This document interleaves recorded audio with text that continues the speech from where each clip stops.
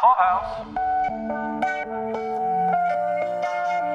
Hey everyone, welcome back to the Beacon 23 recap. Today's episode is brought to you by our friends at Boat Rocker. They're the masterminds behind both Beacon 23 and the legendary Orphan Black series. Oh, nice. Can you tell us what that's about? I haven't heard of the Orphan Black series yet. Well, I can do that. It's actually this intense show about an outsider orphan girl named Sarah, who is used to essentially being a fly on the wall until she sees her doppelganger commit suicide. So, since this other girl looks just like her, Sarah decides to take over that stranger's identity, and things do not go as planned. And she ends up tangled in a whole web of mystery, and it's a pretty gripping show. So expect to see plenty of conspiracy and deceit in this one. Ooh, I like that. I can't wait to watch it. Don't forget to relive the gripping suspense of Orphan Black. Watch all 5 seasons on AMC Plus and BBC America today. Go now, quickly!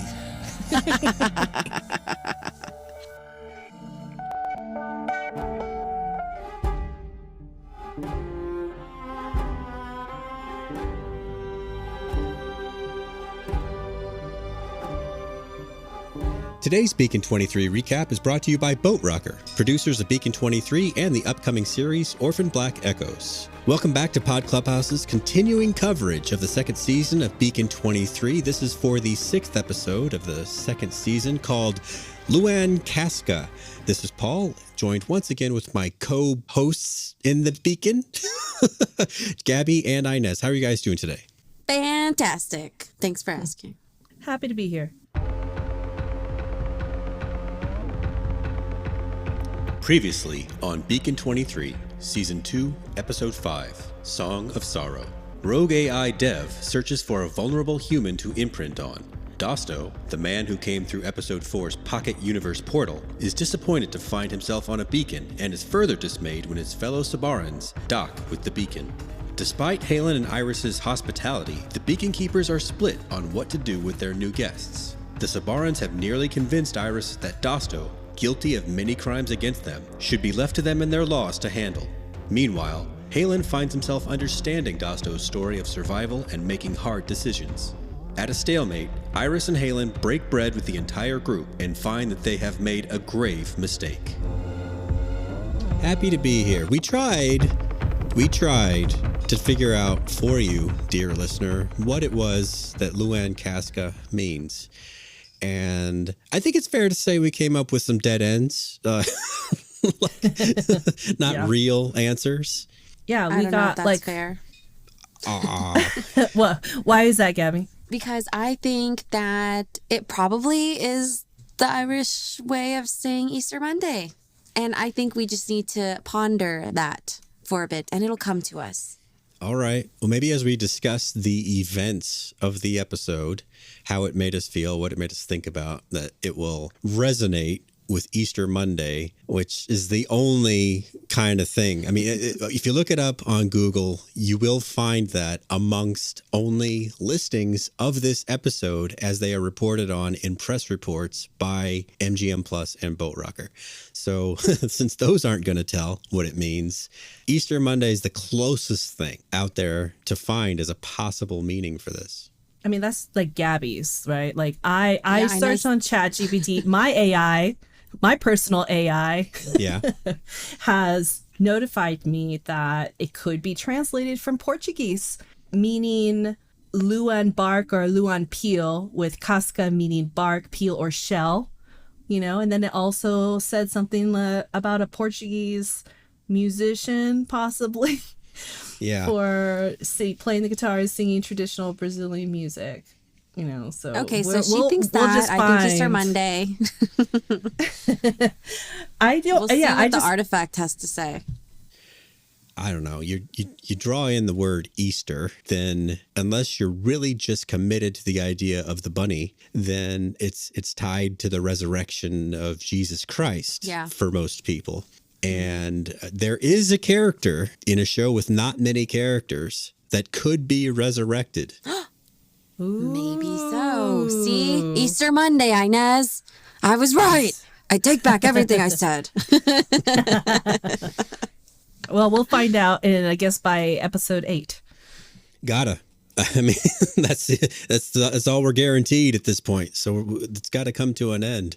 One thing that might be interesting to keep in mind, Inez, that Gabby and I learned with our interview with showrunner Glenn Mazzara is that this show should not be looked at through a lens like you might use to watch other science fiction shows like Star Trek, a show whose various, derivations we've compared this to over the course of the podcast. But it might be easier and smarter to use some stuff is just going to be weird kind of lens, sort of what you experience, like with Gabby mentioned in our interview when you watch Black Mirror. You're just left with some unexplanations at the end of the day.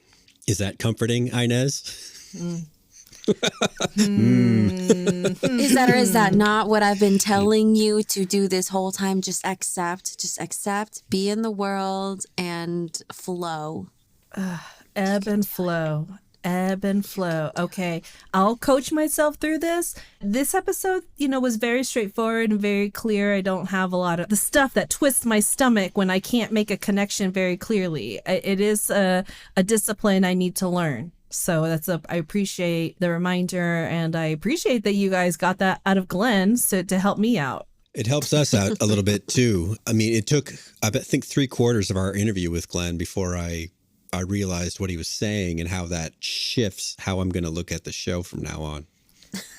I'm going to try. Like, it hurts me. Like, my body is a little bit stressed out right now. But I am going to put a concerted effort. Grab a Mentos, Inez. You've got this. I got this. Thank you guys for believing in me. Okay, well, unlike a lot of the other plots we've been dealing with this season, this episode is a fairly straightforward accounting of a chapter in young Aster Calyx's life, where she's involved with an unnamed resistance that has planted her on Beacon 90 to purposely avoid rerouting a food shipment for a distant colony that would be delayed if it meets at the beacon point, I guess, at the same time as a military transport, which she does. So it's kind of like mission success, but she also finds that there's some other weird shit happening on the beacon. Kind of a big question mark about why they would need to do the medical stuff on a beacon as opposed to some other location. But I guess maybe it's like a black site where bad stuff can happen because it's out of everyone else's jurisdiction. Yeah, and B90 / Jocko. Jocko is the beacon keeper. Jocko. Yeah. Right. So he has this history with evacuating the people, and he's been on like the military side of these kind of encounters, and perhaps the entities that made that happen, I'm assuming his QTA was the one who authorized the experimentation of this, just thought he'd be a good candidate because he's already seen a lot of shit and been through a lot of shit, and he has proven himself to them that he could be relied upon, or at least they think, to execute these sketchy side missions that are confidential. Do you suppose while both of them are talking to each other about their history that they're both sort of weaving like a 80% and 70% truth inspired story where they leave out certain things, but since their lie is rooted in the truth, that it still comes off pretty believable? Because Aster has that talent that we've seen as with adult Aster anyway. I mean, I even with the name Aster Calyx, we know that that's just a fabrication that she picked up somewhere along the way to be her alias that she apparently is starting to use right now at a very young age. I guess my question is, how much truth do you think they were telling to each other? And by the end of the episode, do you suppose we got the whole story from them both? I'm going to say we did by the end. By the end? I think so. This episode was interesting because of their omissions. And I mean, omission is still, communicating. And so I think at the very end, there wouldn't be a real big reason to leave us hanging because, again, each episode usually has a complete story and thought and theme and mission. And so I think that by the end of this episode, we learned what we needed to learn as far as what their perspectives are, because there are still plenty of unknowns, especially considering the soldier character. But I think it's supposed to have more mystery because maybe the next episode or the final one, I do believe that our questions will be answered. So I think that as far as these other two characters go, yeah, like we got what we could from them and they were omitting. And at the end, they gave us their side. I am in agreement with Gabby that I think by the end of the episode, we did get, or I think that their intention, and I felt like I got it, was that we got the clarification. We got the most of the truth we're going to get. I tend to be much more gullible. And so I think like I was believing him, but I have seen enough of these like nice white guys who show up on the ship and then they turn out to be a lie, right away kind of thing. So I did have that in the back of my, which ended up being a good inference because he was omitting certain information. He did lie about that there was a person not in the airlock and it's purely just storage. That's a very clear lie. So I don't know. So, I believe him and his intentions that he knew that whatever he was mustering with that was illegal and could put him and other people in harm's way because of that. And so he had some kind of like honorable piece to it. And I felt like the story that he's sharing with Aster, that they gave their two perspectives of the same incident on, I think that was like a genuine moment. But like the part where he's explaining how he became a beacon keeper and he just stuck with it because he's good at it. That sounds to me like a person that winds up in a job and stays there for a while. And that is a perfectly good truth. However, you could objectively say, well, he went through a lot of shit on that colony where he evacuated everybody by the skin of their teeth and then fucking burned out right then.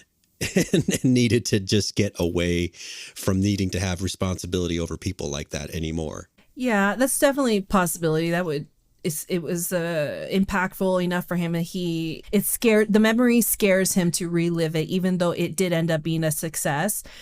I think my third hypothesis scenario here would be that the powers that own the assets saw that he's willing to break protocol and do like kind of go beyond, and they could have leveraged that maybe like to keep him from being arrested for bypassing the protocols and doing that. Then they're like, okay, well now we want you're going to be a beacon keeper and you're going to do this experimentation for us. Like he was kind of forced to be in that scenario, and that's like the story that he has to tell. That could be a possibility as well. That's what I was thinking, actually. That's the vibe I got with him. So more or less recruited for that position because... Voluntold. Yeah. All right. All right. So somewhere in there is the objective truth. I like that. Let me keep working through my notes here. I don't want to talk about this one necessarily just scene by scene. Up until it cuts to black anyway, it's pretty easy to understand what went on in the whole story. Yeah, I agree. Not too many flashbacks. I had a question, and this is just the nature of filming a backstory after you've already shot the first episode a long time ago. Like, we learned so much from Glenn that is just maybe not well known, but it is publicly known if you ask the right person, and Glenn is the right person. Those first several episodes of season 1 were shot using Zach Penn's script, and they were shot using a style that Zach Penn described. He wasn't the director, but he was the showrunner. So the directors basically had to make him happy at that time. That was before Glenn assumed responsibilities for showrunning and made some changes leading up to season 2. In the pilot, we meet Aster and Halen for the first time, and there's a little unease between the two, a lot of distrust, but I didn't necessarily get that there was any sort of traumatic experience happening on Aster's part. Whereas in this episode, young Aster, we can talk about it at the end, but I think she puts that guy down. I think that's the only way that this ends. She kills the soldier after he spends some time trying to assault her. I don't know. Seems like she might carry some feelings forward about augmented soldiers with planted memories and all the kinds of built-in trauma that they have, that might build in a bias for future dealings with soldiers. Did you guys have any feelings about young Aster meet and then moving forward to meet Halen in the future? And how that, did it jive for you? Or was it like, well, you just got to forgive that because they shot it much later? Well, I don't know why I'm just like living too much in the present at this moment. But this scene with her holding the gun up to the soldier, you know, it seems like the only way that she could kill him is that he wanted it to happen. It seems like he wasn't trying to hurt her at all during any of this, though, because he can very easily overpower her. And the way she's holding the gun so close to him, I don't know. She didn't seem that powerful, although she has a history with soldiers in the past. I think that this circumstance with this soldier, he was not a bad guy. He kind of lessened the blow or of the trauma, maybe. That she already has with the soldiers, because he did show a lot of humanity. And I think she has context as to why the soldier is the way he is, right? I mean, he's completely controlled. So I think between the, you know, trauma that happened and then the first episode of the pilot where Aster's much older, I think she has a huge understanding of the psychology of this tool of a person. I don't know how many other interactions she's had with soldiers between here and between this adolescence time and her end or middle age. But right, yeah. I do think that this interaction she had with this man was a turning point for her that I think could make sense in a trajectory to get her to the pilot, to the most present day. Yeah, well, I thought so too.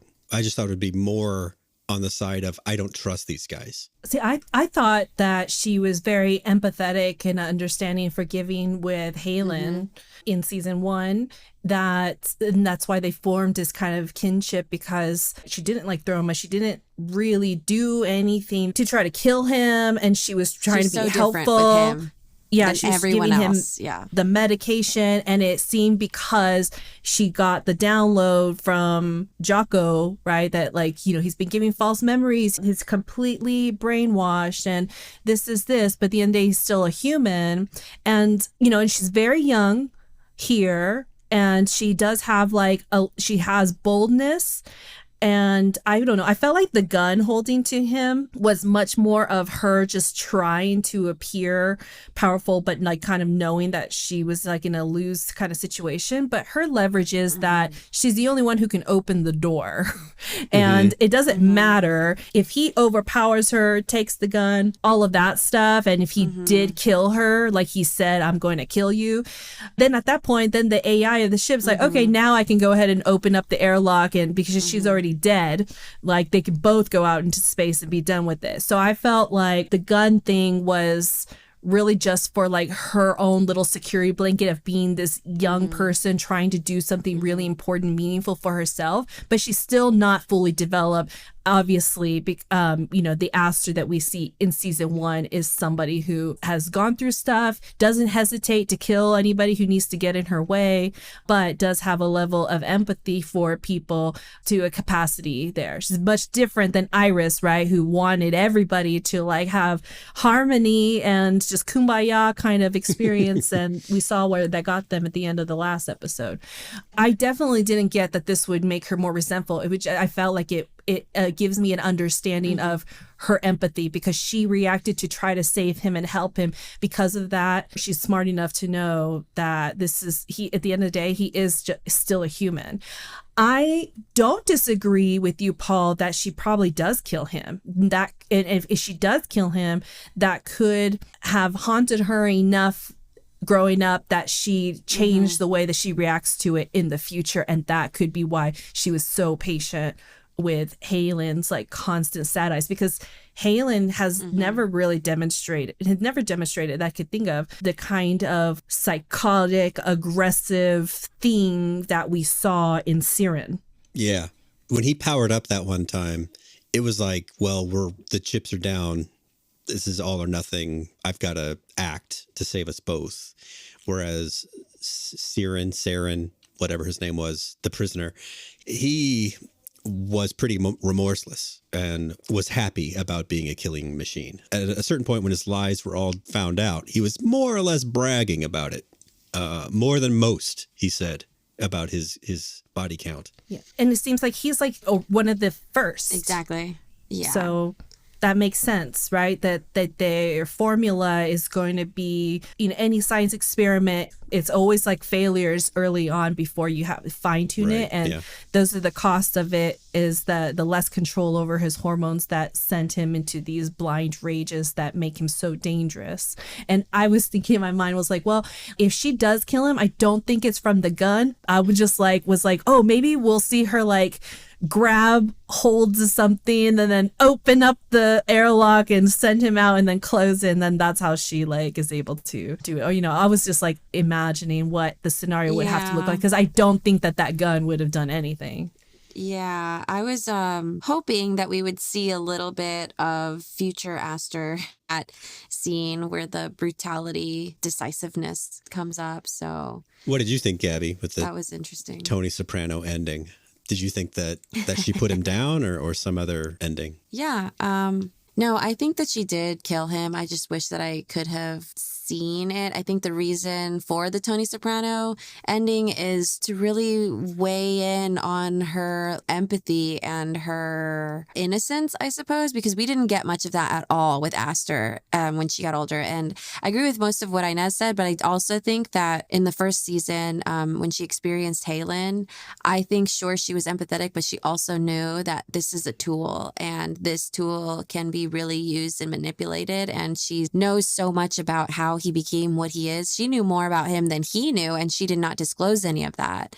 So obviously that's because she's like, okay, I need to manipulate this man so that he is vulnerable with me, so that he doesn't try and kill me. And, like friends closer, people who can kill you even closer.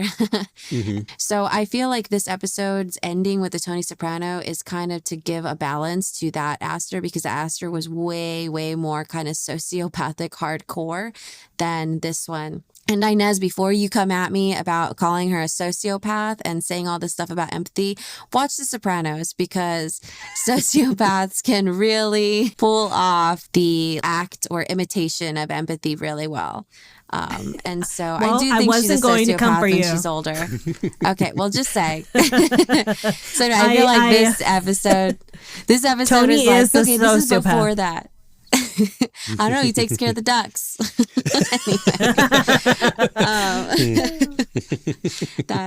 But yeah, so those are my thoughts. I think that this episode was meant to be a balance, but sure, I would have liked to see it tip into that Aster, because she is such a badass in the first season, and she's a baby wanting to become a badass in this one. So yeah.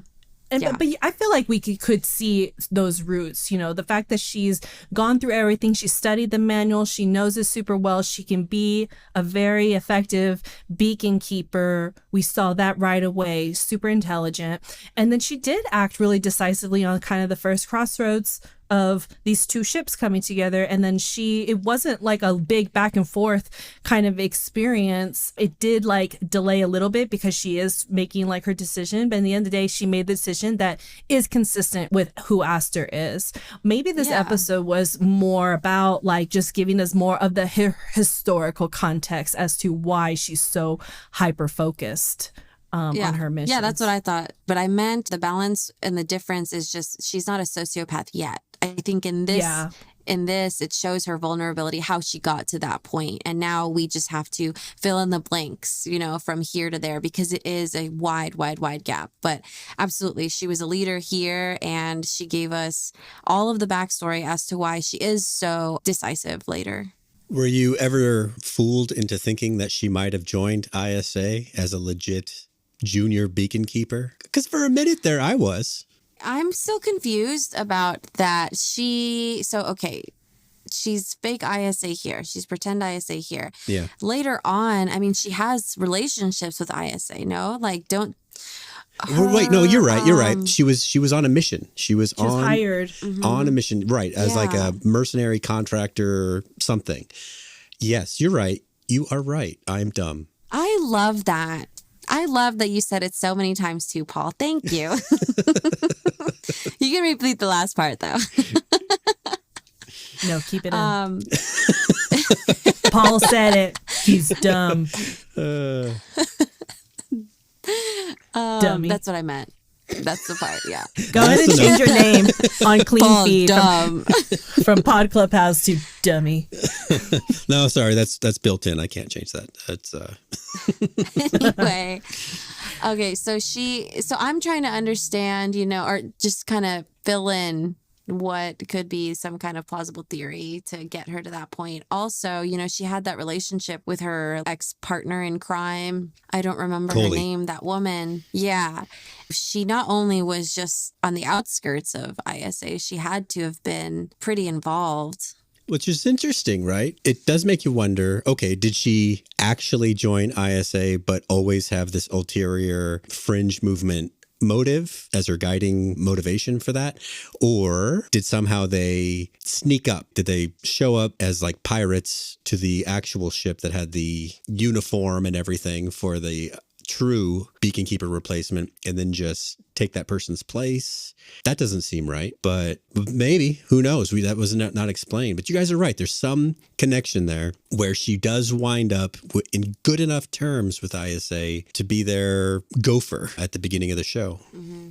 It feels like, she's been impacted and traumatized since she was so young. She's lost both of her parents. She's an orphan in the galaxies. I don't discount that she is playing like a long game kind of thing here. This is kind of like a situation of The Departed, The Godfather, where you have somebody who does a legitimate route of getting really skilled up in either being a lawyer or a cop. And you're there to like help your family from that perspective. And that, and so her getting in and being legitimate in all of the beacon keeping knowledge and running all of that and knowing the language, knowing how everything works, arms her with the information that she needs to be effective in helping her people be able to sneak in and out in all of these routes. Yeah, 100%. I think that and agree with that, but I am still curious as to at some point, why has ISA or QT, like how is she getting away with this? Why haven't they noticed? Because you know the rules. You just learn the rules and then you like find ways to like hide what happened, the truth, and you give your own performance and your own story that is not easily validated. And then, it's like maybe she was the beacon keeper and let them know like, hey, you know what? This isn't for me, but I can help you in these kind of ways because I'm actually really good at these routes.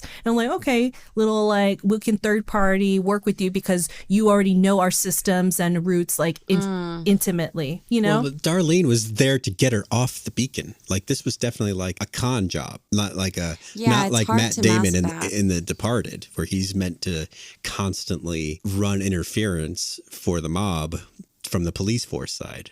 Yeah, I guess we just have to trust that they'll have a really, really good story, I guess, to cover this one up. It could be like that sort of deal where the NSA hires hackers that would normally go to prison as long as they come to work for them, or that sort of story. Oh yeah, that's probably it. Okay, and somehow they think they can control her, and right, it's completely wrong. The same way they did with Jocko. Jocko obviously is not listening to them. There's a lot of opportunity to be able to like hide the truths because you're so isolated, it's so quiet, and it's too big of a space for everybody to have like a microscope, And no doubt that Jocko is like helping her corroborate some story too. He admits his own resistant leanings. I mean, he was supposed to be killed anyway, the soldier. So whether he winds up flushed out of the airlock or what, nobody cares. Nobody's going to nobody's going to check up on that. Yeah, he's already supposed to be dead. So it's just about the colony rerouting. That's the problem. That will be tough to account for. Yeah. But the rest of it, the true beacon keeper replacement shows up in another month. They leapfrogged that you're a month early, blah, blah, blah. So, there's enough time there for him to straighten things out. Is it documented, how many ships dock? Actually, he can probably manually override all of that information since the AI is kind of out of service. Sort of hamstrung, yeah. Okay, that makes sense. All right. That's probably what happened. Yeah, okay. Good job, team. This makes sense. I like that when it happens. I told you, you got to believe. This doesn't offset my feelings from previous episodes, okay? This is this episode. It's not exactly a bottle episode because they all kind of are, but this one does kind of stand alone. I'll give you a little hint about what comes next week. Not more of this story. It's back with the Sabarans, where we left off last time. I kind of figured that would happen. I recognize this as a Tony Soprano ending and not a cliffhanger. So I was ready to go back. I was just like, okay, what am I taking back from here? What are the things that I've learned so I can apply it into the future, right? Yeah. So I'm thinking about just more added context to what these people, the Sabarans, are going through, the suffering that they've had to endure.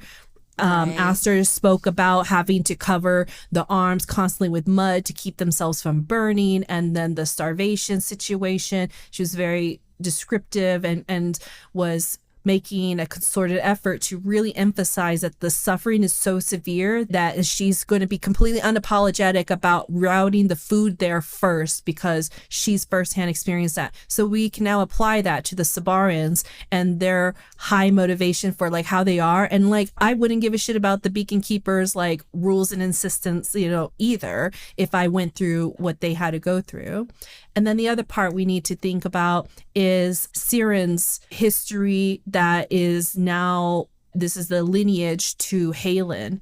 And what does that mean? It gives context to the real biological hormonal efforts that Halen is constantly fighting, as well as all of these flashbacks that now we don't know, like this, we've been seeing the same memory with the soldier since season 1. Now I'm not so sure if this is a real memory.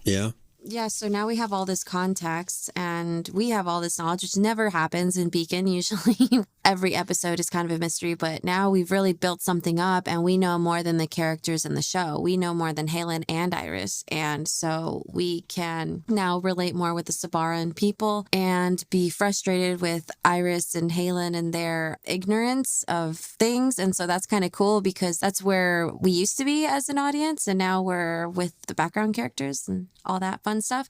But I did think that it was interesting, though, that the main theme and the common denominator with every character here is resistance. Like in Beacon is resistance. It's like this entire existence, this time, Beacon time, whatever's going on with this galaxy and all the others, everyone is resisting. And in the first season, we did discuss how it seems like this world was kind of to shit. We talked about, is Beacon, better than is being on the Beacon better off than being like in a colony or just being some other type, having some type of role in space. And so I think that at least for me, I'm coming into like not a full circle, but I'm feeling really, I guess full circle, but I'm feeling pretty full with this mountain of a story, I guess. It's not hollow anymore for me. It's interesting though, I for some reason did not expect Jocko to admire this in Aster and little Aster.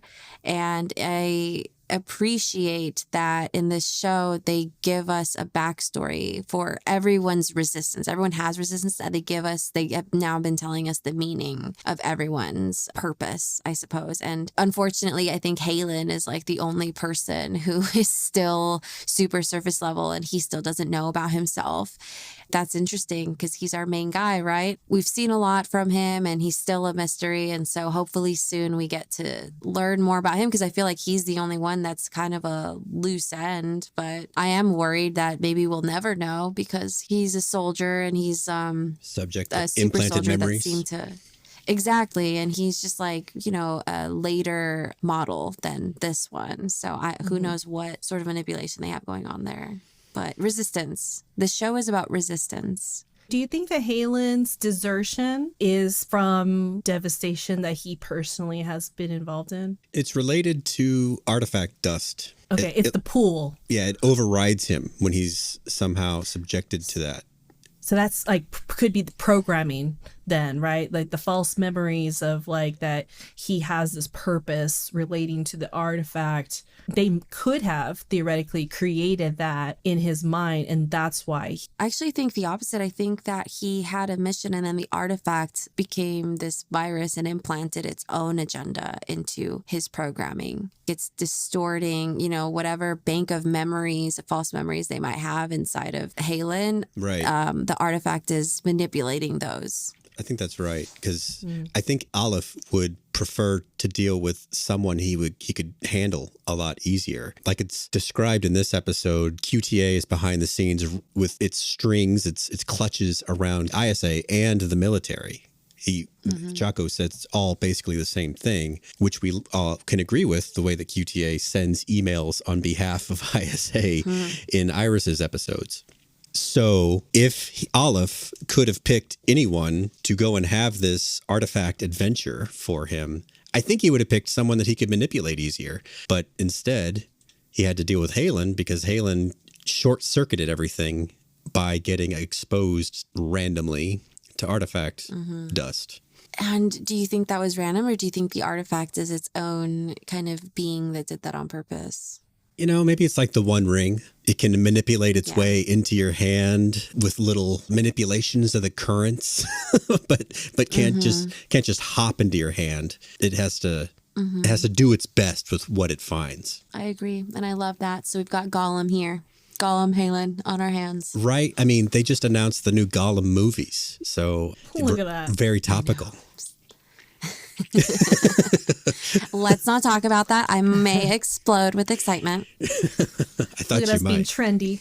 I was wondering, Inez, because I have an idea what Gabby might say, but how do you feel about learning about this future where humanity is not perfect on Earth right now, and somehow we get our shit together enough to decide, you know what, let's start colonizing space. But the more that we get a broader perspective on how they went about it with food shortages, collapsing colonies, and out of control AI, it seems like they didn't really have a plan. They just started doing it.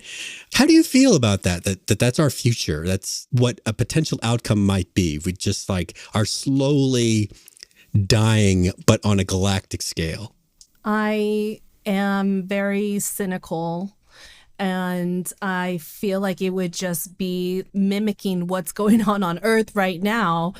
We limit the resources to the poor and maximize resources to the wealthy. If there's money to be made in space, the wealthy are the ones who are driving it, right? We have Elon Musk and Jeff Bezos, all, everybody with their space missions now for space tourism. They're read articles about building the hotel out in orbit. There's a mission to Mars coming up soon that I've been following very closely.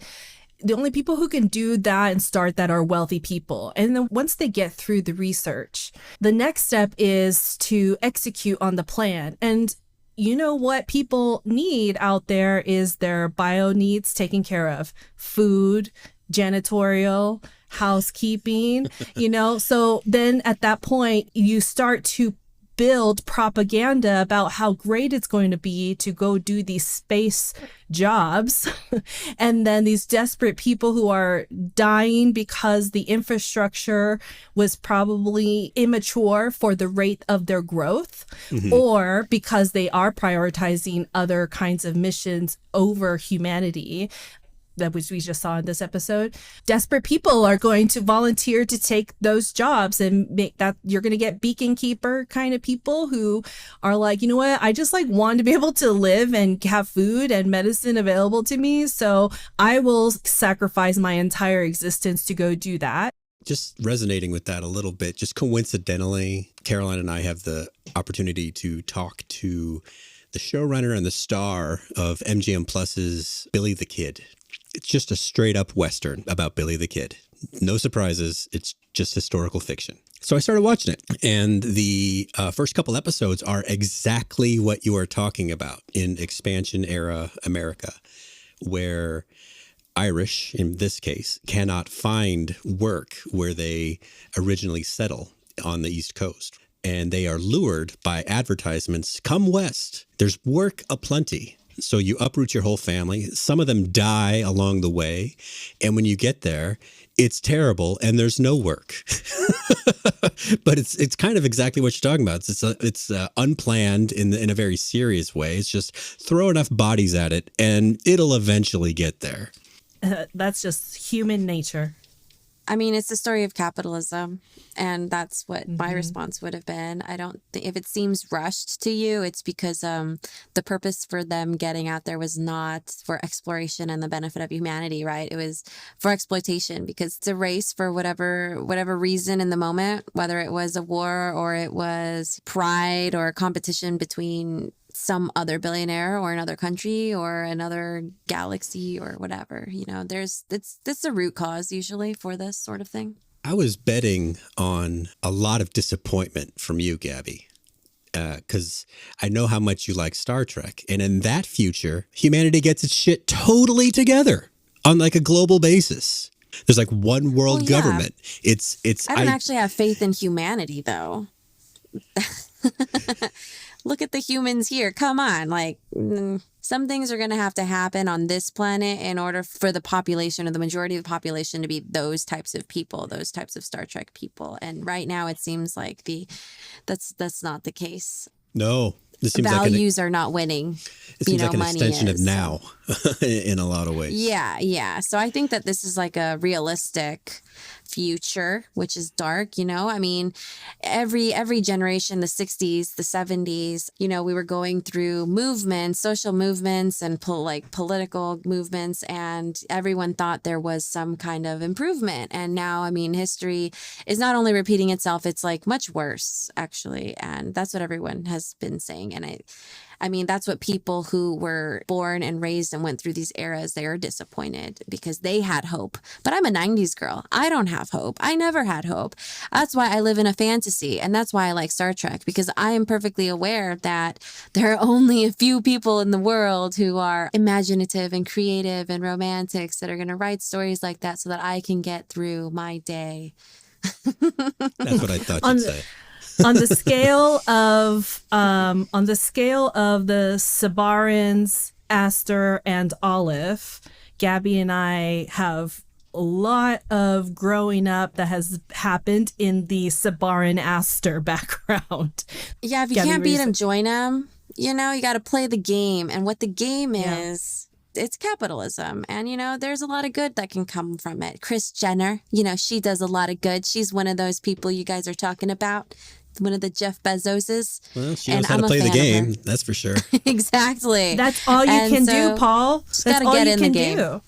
Yeah, I attribute my success is that I haven't forgotten like what I had to endure, but my entire focus, the kind of similar to Aster's focus, has been a specific mission because of her trauma. Because of my trauma and my limitations on resources, my entire focus has been how do I just win in this environment so that I don't have to endure the suffering. I mean, I'll influence and change the world in small little tiny places like on this podcast, on just sharing an idea could be something, right? But I'm not going to be like Captain America or the Avengers like for anything either, because I just don't have, I'm at a limited capacity as just a regular human. But the way when you become a billionaire, you'll become your modern Lady Iron Woman. I'll be a Kris Jenner. Or you're going to be Batwoman. Oh, Kris Jenner. There you go. 21st century thinking. Right. I mean, like, that's just like what realistically is possible in this kind of scenario here. The people who can adapt in their environments and figure out what the rules are, just no matter how ugly they are, learn the rules, get your way around it, game. And there you go.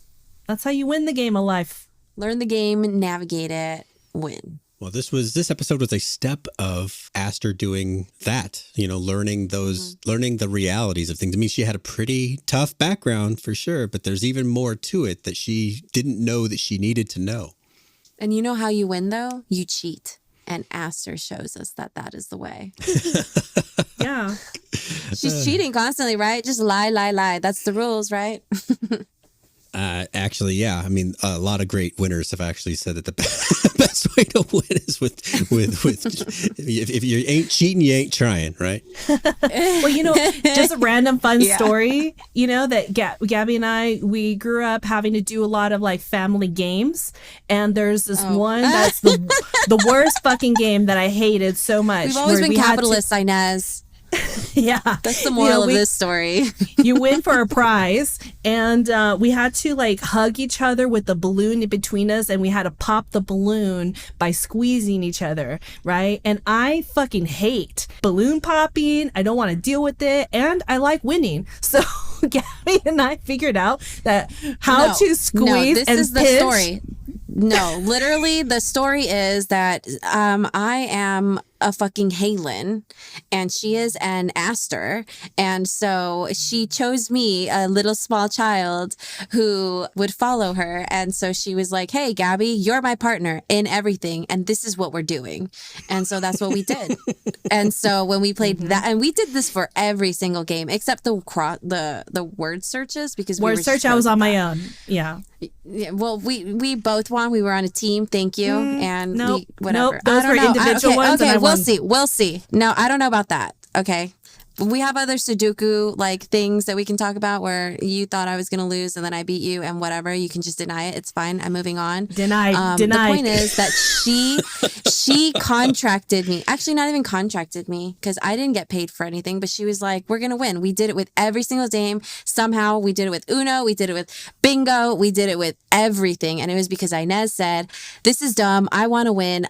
She always carried a fucking like needle. Like, and I learned a lot from her because I didn't know what to expect in these.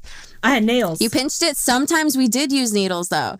Like you always were incredibly prepared no matter what. And you were like, Gabby, you're my girl no matter what. So I was recruited and then told what to do. And that was it. And I did. And we won. And the best part is that when we were playing Uno, this bee it's insane. But I don't know why, but she would like hide cards and then pass them to me with her feet. And then like make me give them back at whatever time and switch with her. And all of this is like nonverbal communication. It's all like audible stuff too.